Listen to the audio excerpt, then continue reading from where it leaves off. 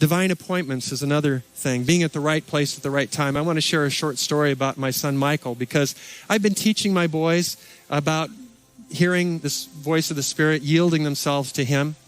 And I asked them last night, before dinner and before the service last night, boys, how does the Spirit, speak to you? What kinds of things have happened recently in your life? Ooh, Michael, he's like, he wants to talk. And he said, I don't know, it was a week or two ago. I didn't even know the story at all.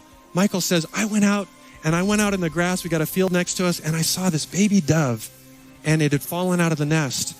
And I brought it to Mom, and my wife is usually a very compassionate person, but she said, get that bird out of here. It's going to die, and there's nothing you can do about it, And my little son is like, just take it back to where you found it. It's not going to live, And so my wife is usually really not like that. But on this occasion, that's what happened. So Michael's got this baby bird in his hand, and he's broken because he is this little boy, loves animals, and he can't bring himself to go put this bird back, knowing we got cats around and everything else.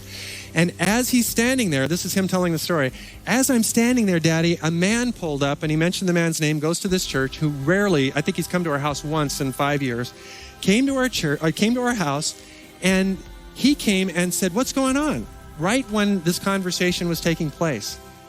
And Michael says, and that man says that he would take that bird because he's got an aviary at home, and he takes care of sick birds and nurses them to health and releases them again.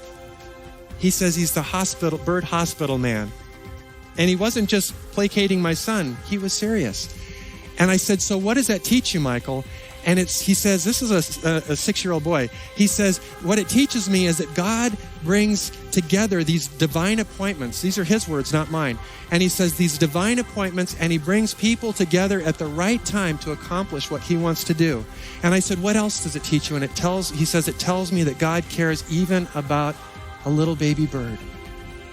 And I said, and what does that teach you? And he says, it teaches me that God cares about me. Divine appointments. I used to think of divine appointments as something that happened, like, wow, I had a divine appointment today. You know what I believe now?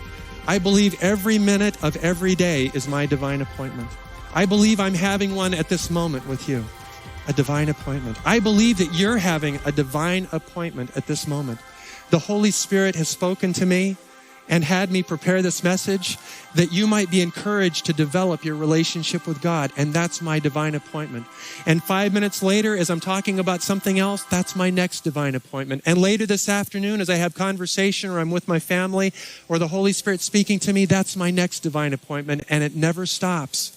Every moment of our lives can be and is a divine appointment if we're willing to recognize it.